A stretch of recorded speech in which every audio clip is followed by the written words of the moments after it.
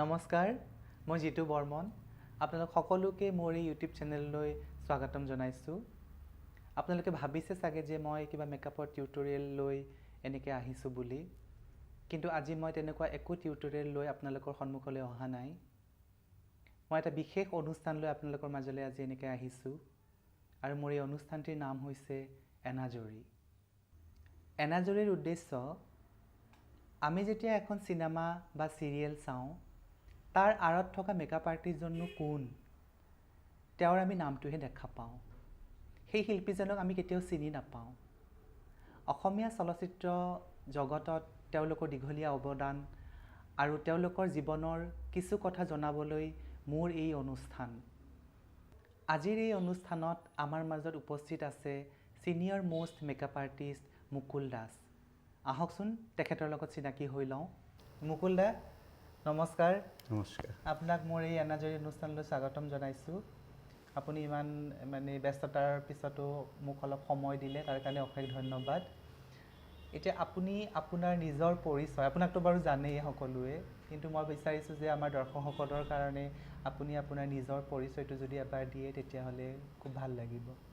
নমস্কাৰ, মই এনাজৰী অনুষ্ঠানটিলৈ মোৰ আন্তৰিক শুভেচ্ছা জ্ঞাপন কৰিলোঁ। আৰু মোৰ জন্ম গুৱাহাটীতে, জ্যোতিনগৰ, আৰু মই জন্ম মোৰ 1957। এতিয়া আপোনাক সুধিবলৈ লৈছোঁ যে এই যে আপুনি মেকআপৰ ক্ষেত্ৰখনত আহিলে, শিক্ষা দীক্ষা গ্ৰহণ কৰি উঠি আপুনি মেকআপৰ লাইনটোত আহিলে, আপুনি কেনেকৈ ভাবিলে? মই জানো আচলতে আপোনাৰ এক্টিঙত খুব নিচা, খুব চখ আপোনাৰ অভিনয় কৰাৰ, গতিকে অভিনয় আপুনি খুব ভাল কৰিছিলে, আপুনি বেষ্ট এক্টৰ এৱাৰ্ডো পাইছে। গতিকে সেই অভিনয়ৰ জগতৰ পৰা আপুনি মেকআপ আৰ্টিষ্ট জগতখনলৈ কেনেকৈ আপোনাৰ ভাবিলে সেই বস্তুটো ইয়ালৈ আহিম বুলি, সেইটো বিষয়ত অলপ ক'ব নেকি? আচলতে মই মেকআপ আৰ্টিষ্ট হ'ম বুলি কেতিয়াও ভবাও নাছিলোঁ, আৰু যে এই লাইনটোত সোমাই আজি এই যে মেকআপ আৰ্টিষ্ট হ'লোঁ, হয়, এইটো আচলতে কি কিছু মোৰ পিছফালৰ মোৰ কিছুমান বন্ধুবৰ্গ আছে, ডাইৰেক্টৰ আছে, প্ৰডিউচাৰ আছে লগত, তেওঁলোকেও দুই এটা তেতিয়া মোক সুবিধা দিয়ে। কাৰণ মোৰ যেতিয়া প্ৰথম আৰম্ভণি 1975-76 মানৰ কথা, তেতিয়া প্ৰথম নাটকৰ আৰম্ভণি কৰোঁ, সৰু সৰু ড্ৰামাবোৰ, ওৱান এক প্লেট ড্ৰামাবোৰ কৰোঁ। তেতিয়া মোৰ অভিনয় কৰে আৰু অভিনয় কৰোঁ, আৰু মোৰ নাট্যগুৰু আছিলে অতুল মেধি বুলি। তেওঁ খুব ভাল তেতিয়া গুড়া মেকআপবোৰ থাকে, তেতিয়া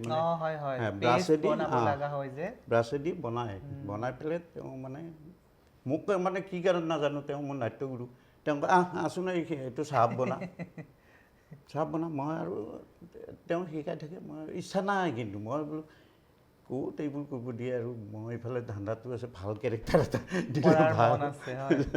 তাৰপিছত মই আৰু সেনেকৈ প্ৰথম আৰম্ভণি আৰু 1975-76 মানৰ কথা আৰু এইটো। তাৰপিছত আহি তেওঁ যেতিয়া এইটো ক'লে, অলপ কিছু কাম জানা হ'লোঁ, কেৰেক্টাৰ মেকআপবোৰ বিশেষকৈ মই তেতিয়া ড্ৰামাৰ ক্ষেত্ৰতে মই শিকি পেলাইছিলোঁ। দাড়ি লগোৱা, কিবা পগলা বনোৱা, চাহ বনোৱা, যিকোনো বিভিন্ন আৰু সাধু সন্যাসী বনোৱা, সেই সময়খিনিতে কিছু শিকি পেলালোঁ আৰু তেওঁৰ পৰাই। যেতিয়া আপুনি অভিনয় কৰি আছিলে তেতিয়া মই ড্ৰামাও কৰোঁ, তাৰপিছত মেকআপটো কৰোঁ, আৰু গোটেই গ্ৰুপটোক কৰি দিওঁ, আৰু দুই এখন কোনোবা এক্সট্ৰাই মাতে কৰি আহোঁ, সেই ঠিক তেনেকুৱা ধৰণৰ। তাৰপাছত সেই যে আপুনি আৰম্ভণি কৰিলে, তাৰপাছত আপুনি সমানে মেকআপো চলাই আছে আৰু ইফালে এক্টিঙো আপুনি কৰি আছে? মই কৰি আছিলোঁ তেতিয়া, কৰি থাকি তাৰপিছত টিভি আহিলে। টিভি, হয়, 1980 কিমানত টিভি আহিছিলে। টিভি আহোঁতে মোৰ তেতিয়া লগৰ ডাইৰেক্টৰ সুবেশ্বৰ দাস, তেওঁ জানুদাৰ চিফ এছিষ্টেণ্ট আছিলে। জানুদাৰ তেওঁৰ লগত প্ৰথম ড্ৰামা কৰিব আহিলোঁ, প্লেটফৰ্ম বুলি ড্ৰামা, ৰবীন্দ্ৰ ভৱনত কৰিছিলোঁ। কৰি তেতিয়া তেওঁৰ লগত থাকি টিভিৰ সেই তেতিয়া তেওঁৰ কামবোৰ মেকআপ কৰোঁ, এক্টিং এটা কৰোঁ, সেনেকৈ আছোঁ আৰু নন প্ৰফেশ্যনেল, প্ৰফেশ্যনেল বুলি ক'ব নোৱাৰি। এই যে আপুনি এক্টিঙৰ পৰা আপুনি মেকআপ আৰ্টিষ্ট হিচাপে ইণ্ডিভিজুৱেলি কাম আৰম্ভ কৰিবলৈ ল'লে, সেইখিনি সময়তো মেকআপ আৰ্টিষ্টটো চাগে খুব লেখত ল'বলগীয়া আছিলে, কেইজনমানহে আছিলে চাগে? কেইজনমানে আছিল মানে কেইজনমান, বিশেষকৈ তেতিয়া বাবুল দা আছিল, বংশীদা আছিল, যোগেন দা আছিল। মইতো মানে যে ফৰ্মেল মই ফিল্ম মেকআপটো শিকা নাই কাৰো পৰা, ট্ৰেইনিংটো মোৰ নাই মানে এই মই ক'লোঁ যে শ্বুটিঙত থাকোঁ, এই বংশীদাৰ লগত একেলগে বহি আছোঁ, বংশীদা কথা গেটআপ মেকআপটোতো মোটামুটি প্ৰভুদিয়া কৃপাত মই কিছু আয়ত্ত আছে মোৰ। তেওঁক সুধি থাকোঁ যে এইটো কেনে লাইট আপৰ লগত কথা থাকে, ফিল্ম মেকআপটো লাইট আপৰ লগত কথা থাকে, মুড থাকে, ডে নাইট মুড থাকে। আজিকালি অৱশ্যে নাইকিয়া হৈছে এইবোৰ, আগতে আছিল এইটো। তাৰপিছত ঠিক তেনেকৈ ধৰণৰ তেওঁ আৰু বাবুল দা তেতিয়া বিশেষকৈ আমাৰ নাটকবোৰৰ লগত বাবুল দা খুবকৈ যায়, আমাৰ নাটকবোৰৰ লগত সুবেশ্বৰ দাসৰ লগত এনেকুৱা কিবা নাট্য সন্মিলনী কিবা কিবি এনেকুৱা খুবকৈ যায়, বাবুল দাই কৰে আমাৰ লগত। তেতিয়া বাবুল দাৰ পৰা শিকি থাকোঁ, কৈ থাকোঁ, মোৰ খুব ক্ল'জ আছিলে। তেনেকৈ মানে তেওঁলোকৰ হেৰি লৈ পেলাই মই মানে মোৰ কামখিনি মানে আৰম্ভ কৰোঁ। এনেকুৱা কিবা আপোনাৰ মনত আছে নেকি যে আপোনাৰ কোনটো কাম আপোনাৰ প্ৰথম কাম আছিলে, কিবা তেনেকুৱা আপোনাৰ মনত আছে নেকি? প্ৰথম কাম মানে টিভিৰ কমিশ্যনৰ কাম আছিলে, কমিশ্যন প্ৰগ্ৰাম টিভিত আছে, মনত নাই নামটো। আচ্ছা, এতিয়া আপুনি যিহেতু ইমান বছৰ আগতে, আপোনাৰ অতি কমেও 30 বছৰ মানে এইটো আপুনি এইটো লাইনত এনেই প্ৰফেশ্যনেলি ধৰা 25 বছৰমান, আৰু নন প্ৰফেশ্যনেলি ধৰা 35 মান হ'ব। আচ্ছা, নন প্ৰফেশ্যনেল তাৰমানে এনেই। হয় হয়, ইমান বছৰ আপুনি যিখিনি কাম কৰিলে বা সেইখিনি সময়ত যেতিয়া আৰম্ভণি কৰিলে, সেইখিনি সময়ত আপোনাৰ কিবা ঘাত প্ৰতিঘাত, কিবা অসুবিধাৰ তেনেকুৱা কিবা সন্মুখীন হৈছিলে নেকি? অসুবিধাটো সিমান নাই, বহুত অসুবিধা হৈছে। এপে যাই পাওঁ ধৰা কোনোবা এটা লোকেশ্যনত ৰাতি যাই পালোঁ, তাৰপিছত ঘপকৈ এটা ৰুম দি দিলে, এইটো থকাৰ উপযোগী নহয়, এনেকুৱা ধৰণৰ বহুত মানে হিচাপ নাই তাৰমানে। তথাপি আমি যেতিয়া সাধনা হিচাপে ওলাইছিলোঁ লাইনটো, সেই সাধনাটোকে আগত ৰাখি পেলাই আমি কামখিনি কৰি যাওঁ। পিছদিনা খং উঠে, ৰাতি যেতিয়া যাই পাওঁ খং উঠে, প্ৰত্যেকৰে তোমালোকৰো নিশ্চয় এনেকুৱা হৈছে, খং উঠিলে কি হ'ব, আৰু পিছদিনা আমি সাধনা যেতিয়া এইটো কৰিম বুলি ওলাই গৈছোঁ, কামটো শেষ কৰি আহোঁ, সেইটোৱে আৰু। যিহেতু এইটোৱে আৰু মানে বাছি ল'লে যে এইটোৱে কৰিম, আৰু যিহেতু ভালো পায়, ভাল পাওঁ, শ্ৰদ্ধাৰ কাৰণে, শ্ৰদ্ধা নহ'লেতো মই লাইনটোত নাথাকিলেও মই চলাৰ কাৰণে মোৰ দিগদাৰী নাই বাৰু, মই ওলাই আহিব পাৰোঁ লাইনটো, কিন্তু মই ওলাই অহা মোৰ ৰাস্তা নাই, তাৰ ভাল নাপাওঁ, ওলাই আহিব নোৱাৰোঁ। এইখিনিতে মোৰ মনত এটি প্ৰশ্নৰ উদয় হৈছে, আৰু মই সেই প্ৰশ্নটো আপোনাক সুধিব খুজিছোঁ। 30-35 বছৰ হ'ল আপোনাৰ এইটো লাইনত, 30-35 বছৰ আগৰ কথা তেতিয়া মেকআপ আৰ্টিষ্ট ইমান নাছিলে, কামত ইমান নাছিলে, আৰু সেইটো হিচাপত ৰেমুনাৰেশ্যনৰ কথা বা পাৰিশ্ৰমিক যোনটো আপুনি পাইছিলে, সেইটো কেনেকুৱা ধৰণৰ মানে আপোনালোকৰ আছিলে, কিবা সেইটো বিষয়ত অলপমান ক'ব নেকি? তাৰমানে পাৰিশ্ৰমিকটো খুবেই কম, মাত্ৰ 250 টকা, এনেকুৱা ধৰণৰ 250 টকা, 200 টকা, ঠিক তেনেকুৱা আছিলে। তাৰপিছত মইতো তেনেকুৱাকৈ মানে পইচা লৈ কাম কৰা নাছিলোঁ, বৰ বেছি গম নাপাওঁ এই টাইমটো। মই 400 টকা হওঁতে মই মানে পইচা লৈছোঁ চাগে, সেইকাৰণে মানে পইচাৰ কাৰণে মানে যিহেতু নিচা আছে, নিচাৰ কাৰণে কামটো কৰিছে, পইচাটোত আৰু গুৰুত্ব দিয়া নাই, কোনোবাই দিছে দিয়া নাই হ'ব আৰু, এইটো আছিলোতো, সেইকাৰণে মানে মনত নাই ভালদৰে সেইবোৰ।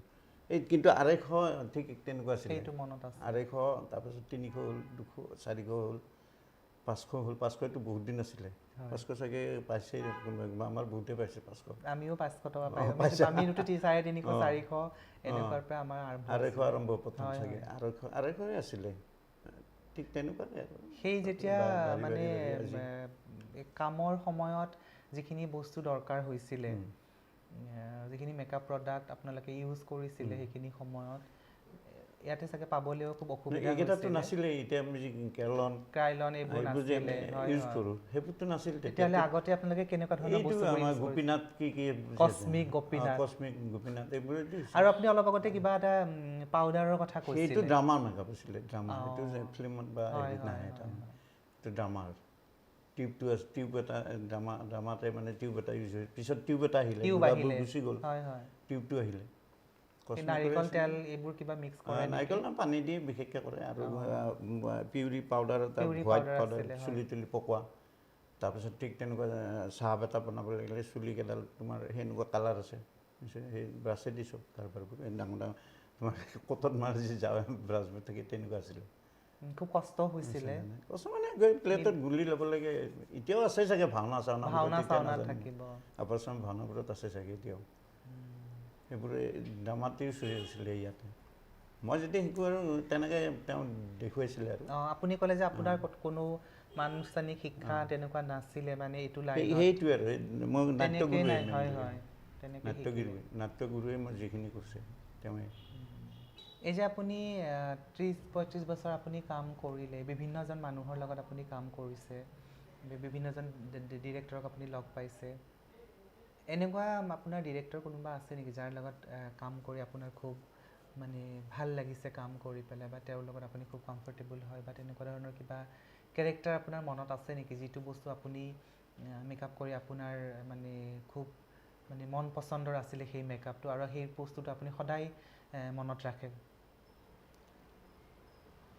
পৰিচালকটো প্ৰায়খিনি আগৰ মেক্সিমামৰ লগতে কৰিছে হয় এতিয়া জানুদাৰ লগত কাম কৰিছিলোঁ জানুদাৰ মই বিভিন্ন তাৰমানে প্ৰডাকশ্যন চাইছোঁ জানুদাৰ কেইবাখনো ছবিত মই সৰু সুৰাকৈ অভিনয় কৰিছোঁ জানুদাৰ 2খন চিৰিয়েলত মই মেকআপ কৰিছোঁ তেওঁৰ লগত কাম কৰা অভিজ্ঞতাটো বেলেগ সেইটো আচলতে মোৰ সৌভাগ্য নাই হোৱা এতিয়ালৈকে সেইটো সুকীয়া তেওঁলোকৰ লগত কাম কৰা সেই বস্তুটোৱেই সুকীয়া তাৰপিছত এতিয়া ধৰা চন্দ্ৰমুদৈ তেওঁৰ লগত মই ছবি কেইবাখনো ছবি তেওঁ কৰিছোঁ তাৰপিছত তোমাৰ আমাৰ ঢুকালে আসিফ ইকবাল হুছেইন খুব অমায়িক নিজে মানে এই আজান ফকীৰ এইবোৰ আছিল যে খুব অমায়িক এতিয়া তোমাৰ হেমবৰাক পাইছেনে হেমবৰা এনে কেইবাজনো তেওঁলোকক যে মই ইজনক কিবা প্ৰত্যেকজনক মোৰ লগত চবৰে লগতে যিহেতু আপুনি ভালকৈ মিলিজুলি কাম কৰিছে সেইকাৰণে আপুনি ক'ব যে তেওঁ সকলোৰে লগতে কাম কৰি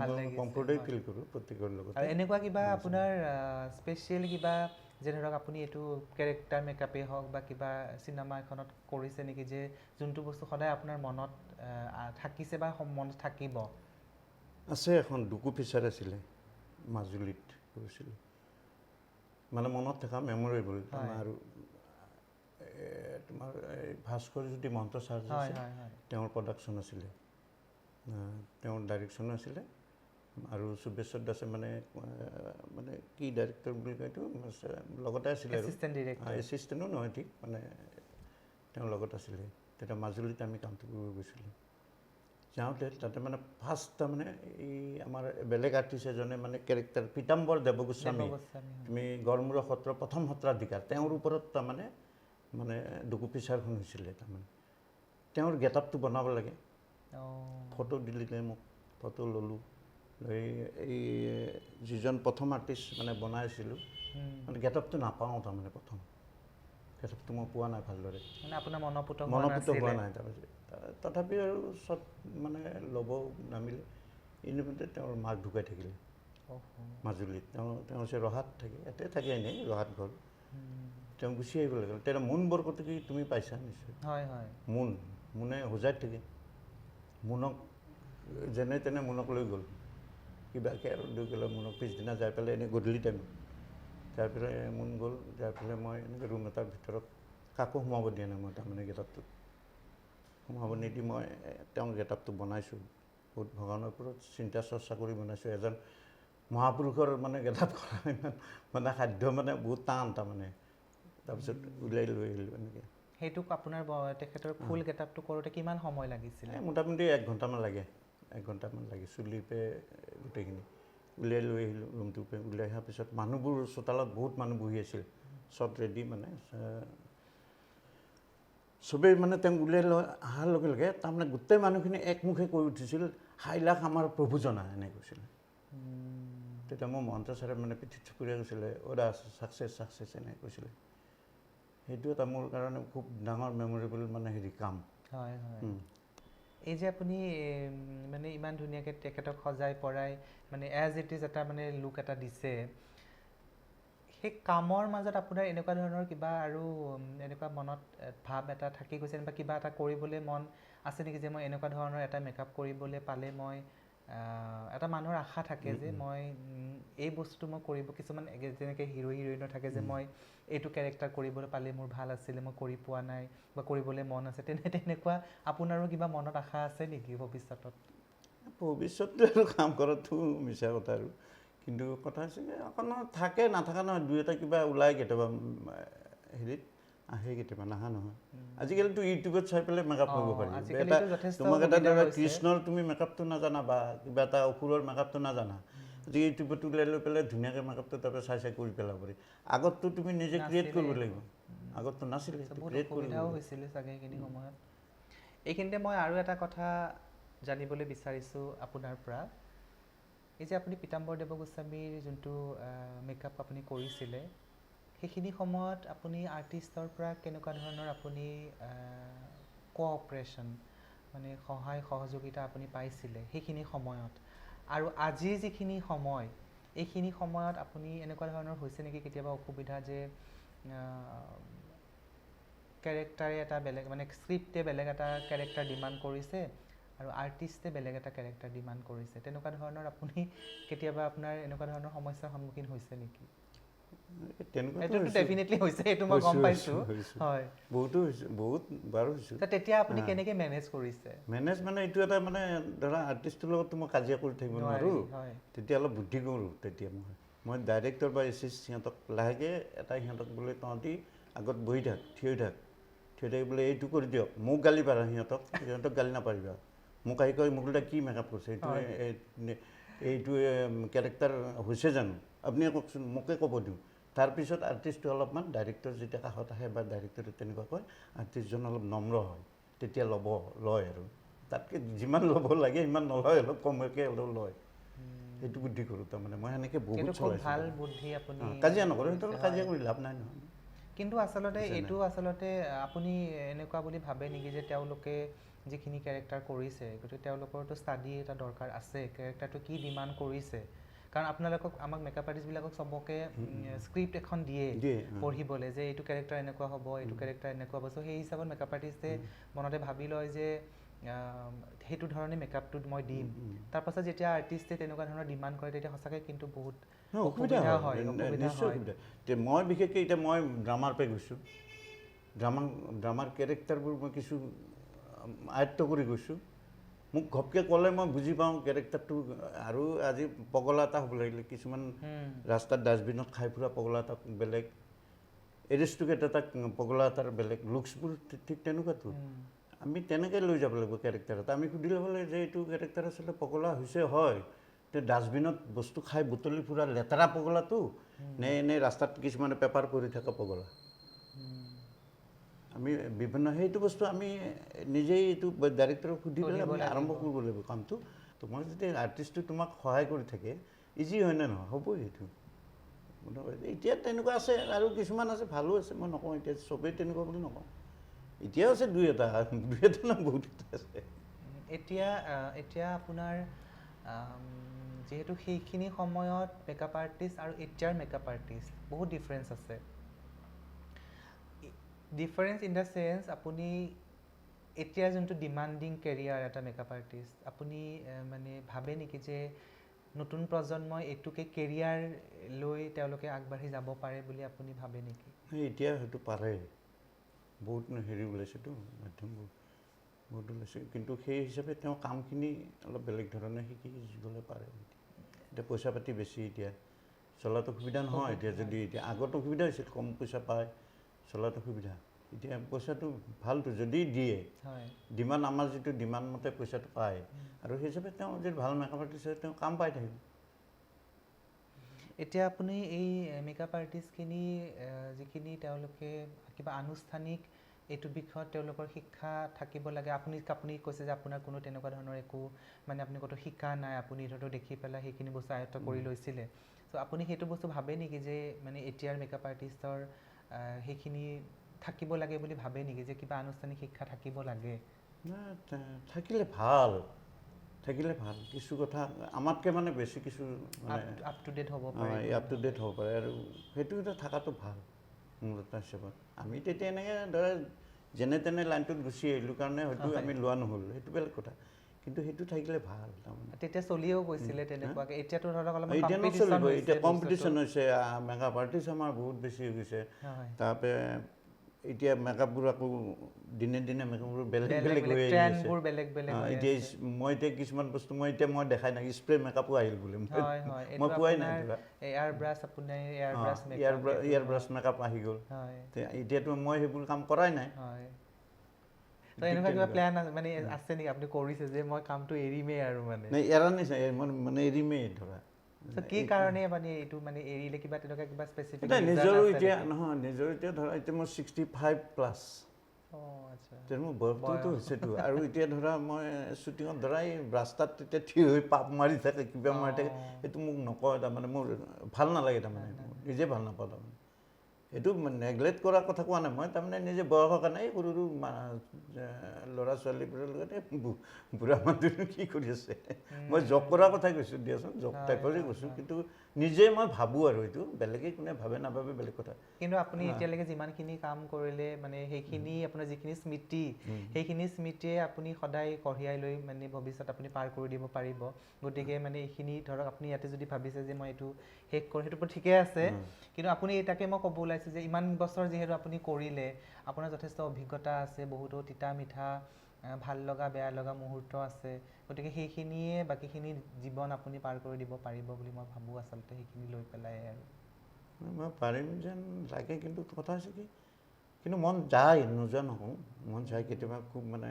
ক'ৰবাত একো কাম বন নাথাকিলে মন যায় এই শ্বুটিংটোত থাকিলে ক'ৰবাত এটা যাব পাৰিলে ভাল আছিল তাতে এনেকৈ থাকিব পাৰিলোঁ ঠিক তেনেকুৱা আৰু এতিয়া মানে কথা হৈছে কি এতিয়া তোমালোক প্ৰায় চিনাকি ধৰাচোন ইণ্ডাষ্ট্ৰিটো 70% চিনি পায় 30% চিনি নাপায় 70% মানুহে এখন চিৰিয়েলৰ শ্বুটিং বা চিনেমাখনৰ শ্বুটিঙত তাতে নাই বুলি মোৰ 10টা চিনাকি থাকেতো তাতে যে আমাৰ অলপ ভূমিকা এনেই চাই এনেই ভাল লাগে তেতিয়াই ভাল লাগিব তাৰমানে সেইটোৱে ভাল লাগিব ন এতিয়া আমি সামাজিক ক্ষেত্ৰত থাকোঁ গতিকে আমাৰ কাষতে ধৰা বিভিন্ন আমাৰ জেগাৰ সামাজিক ক্ষেত্ৰবোৰত প্ৰত্যেকটাতে থাকোঁ থাকিলে মানে এতিয়া সেইবোৰত লাগি থাকোঁ কাৰণে মোৰ এই ফিলটো পটককৈ নহয় যদি ঘৰত বহি থাকিলে হয়তো ফিলটো আহিল হয় মই ঘৰত নাথাকোঁৱেই না সামাজিক ক্ষেত্ৰত থাকোঁ সামাজিকভাৱেও আপুনি মানে ওতঃপ্ৰোতভাৱে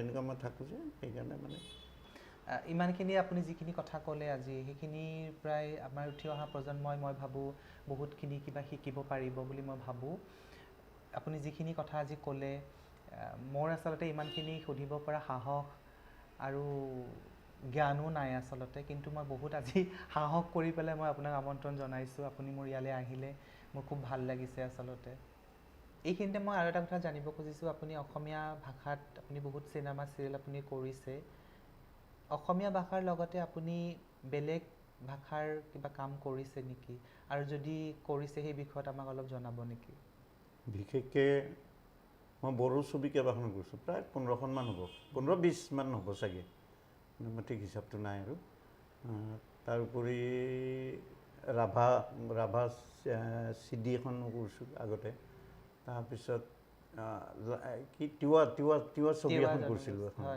কিবা খুমজুল কুঁৱৰী নে কিবা নামটো আছিলে পাহৰি গ'লোঁ খুমজুল কুঁৱৰী চাগে এনেকুৱা নামটো তিৱা তাৰপিছত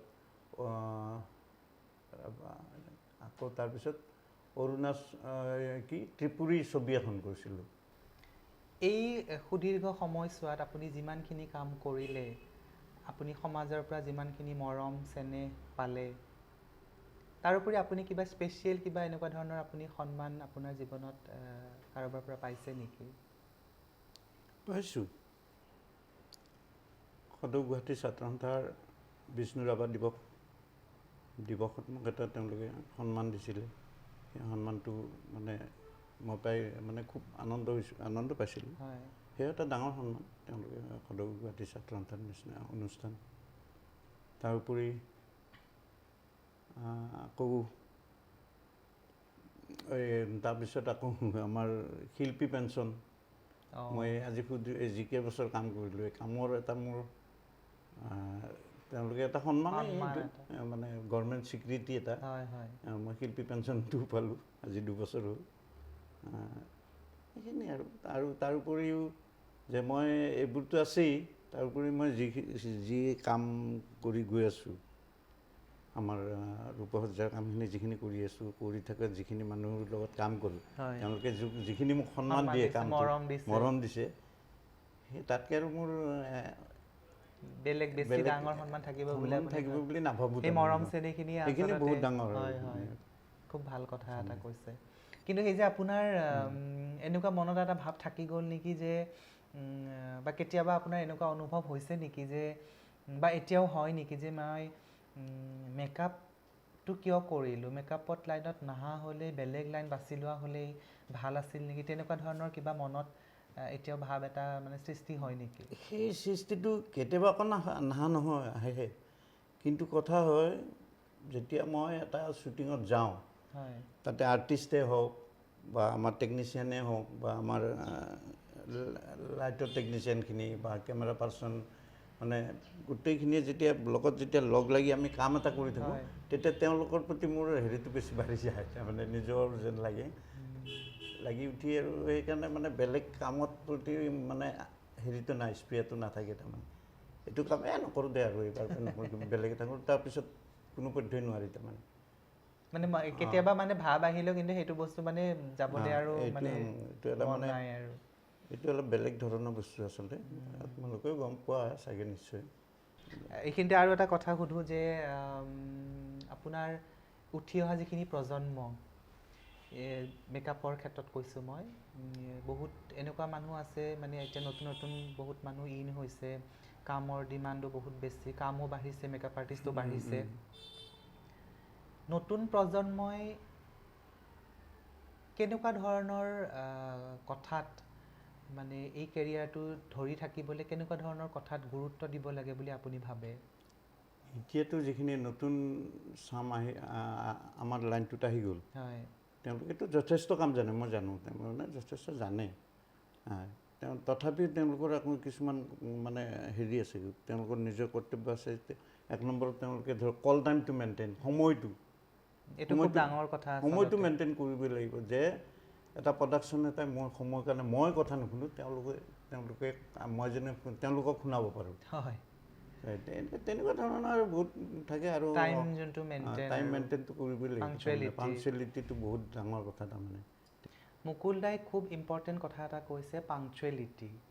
এই পাংচুৱেলিটিৰ লগতে আৰু কিবা বিশেষ গুণ থাকিব লাগে বুলি আপুনি ভাবে নেকি, বা তেওঁলোকে আয়ত্ব কৰিব লাগে নেকি?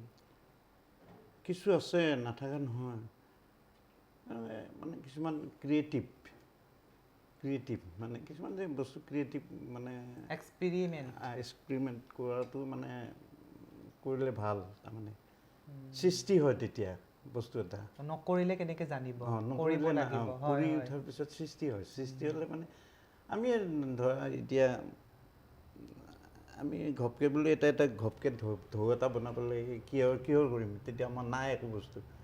কিন্তু আমাৰ পাকঘৰতে পায়, মানে পিঁয়াজৰ বাকলি এটা আনি লগাই দিলেও আমাৰ এটা মানে তাত ঔষধ লগাই দিলেও সেইবোৰ হঠাৎ মানে কিছুমান বস্তু আমাক লাগে তাৰমানে।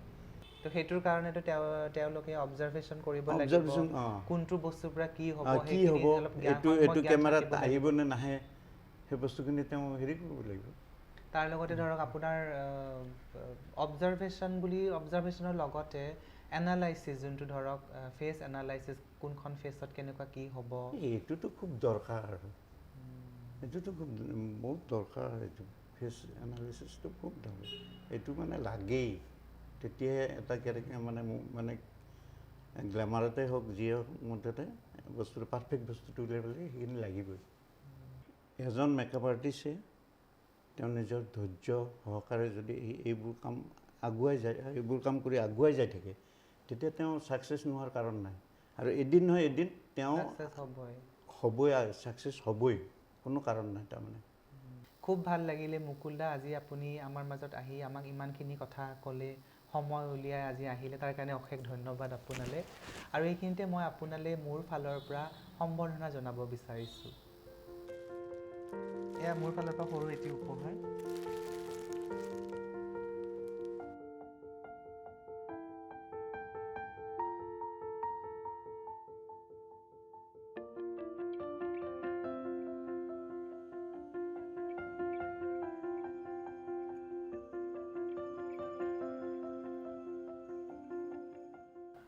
আজি এই জিতু বৰ্মনৰ যিটো এনাজৰী অনুষ্ঠানত মোক মাতি নি যিখিনি সন্মান জনালে এই সন্মানটোত মই নথৈ আনন্দিত হ'লোঁ আৰু তেখেতৰ এই অনুষ্ঠানটি আৰু যেন ডেভেলপ হয় তাৰ বাবে মই আশীৰ্বাদ কৰিলোঁ আৰু তাকে কৈ মই নমস্কাৰ। ধন্যবাদ দাদা।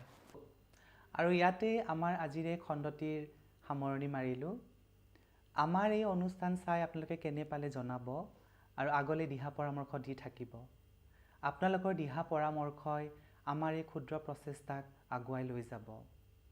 অহা খণ্ডত আকৌ এজন ছিনিয়ৰ মেকআপ আৰ্টিষ্ট লৈ আপোনালোকৰ মাজত উপস্থিত হোৱাৰ প্ৰতিশ্ৰুতিৰে আজিলৈ ধন্যবাদ।